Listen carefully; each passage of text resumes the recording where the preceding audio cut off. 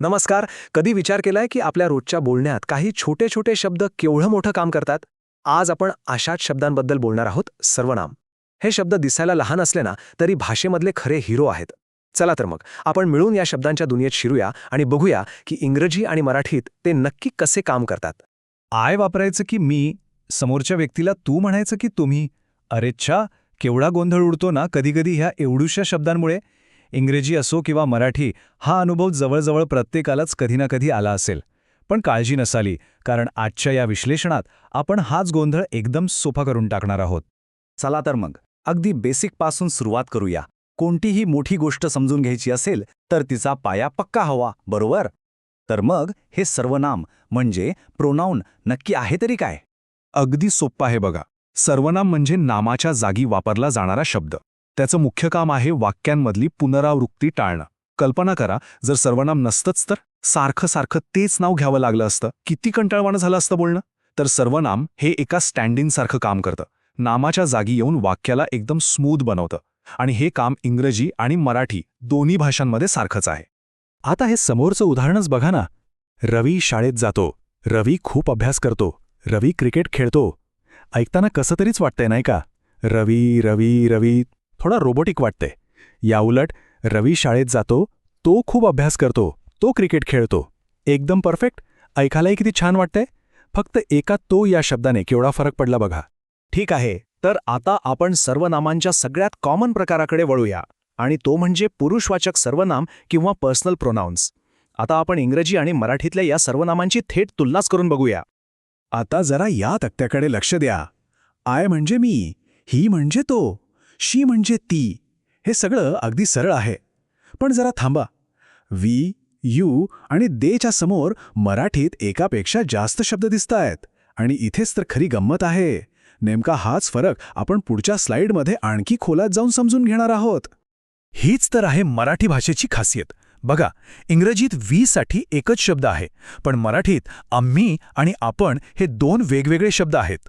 आम्ही म्हणजे बोलणाऱ्यांचा गट, ज्यात ऐकणारा नाहीये, आणि आपण म्हणजे ज्यात बोलणारा आणि ऐकणारा दोघेही आहेत. तसंच इंग्रजी देसाठी मराठीत लिंगानुसार ते, त्या आणि ती असे वेगवेगळे शब्द वापरले जातात. किती बारकाईने विचार केलाय बघा. अर्थात सर्वनामांची दुनिया फक्त पुरुषवाचक सर्वनामांपुरती मर्यादित नाही. अजूनही बरेच प्रकार आहेत. चला त्यांच्यावरही एक झटपट नजर टाकूया. दर्शक सर्वनाम म्हणजे धिस किंवा धॅट, म्हणजेच हा किंवा तो, जे एखादी वस्तू किंवा व्यक्ती दाखवतात. मालकी दर्शक सर्वनाम म्हणजे माय किंवा यू आर, म्हणजेच माझा किंवा तुझा, जे मालकी सांगतात. आणि प्रश्नार्थक सर्वनाम म्हणजेच हू किंवा व्हॉट, कोण किंवा काय, जे प्रश्न विचारायला मदत करतात. हे सगळे प्रकार दोन्ही भाषांमध्ये खूप महत्त्वाचे आहेत. ओके, आतापर्यंत आपण बेसिक गोष्टी पाहिल्या, पण आता आपण जरा खोलवर जाणार आहोत, जिथे व्याकरण आणि संस्कृती एकमेकांमध्ये मिसळतात.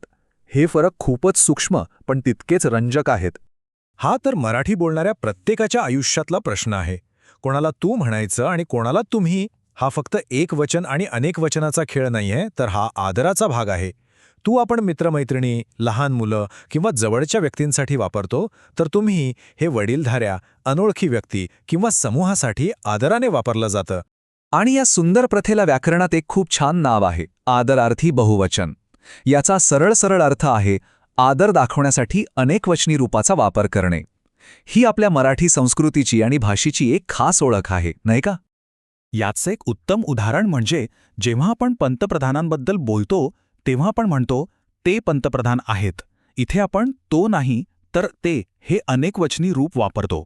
आता हेच जर इंग्रजीत शब्दशः भाषांतरित केलं, they are the prime minister, तर ते खूपच विचित्र वाटेल. पण मराठीत आदर व्यक्त करण्याची हीच एक नैसर्गिक आणि योग्य पद्धत आहे. आता इंग्रजीमधल्या एका कॉमन कन्फ्युजनकडे वळूया. आय वापरायचं की मी, ही की हिम.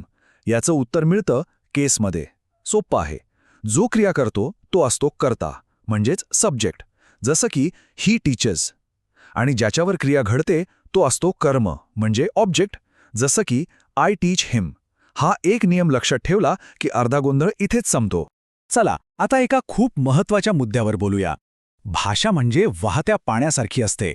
ती कधीच थांबत नाही. ती सतत बदलत राहते, विकसित होत राहते. आणि सर्वनामांचे नियमही याला अपवाद नाहीत.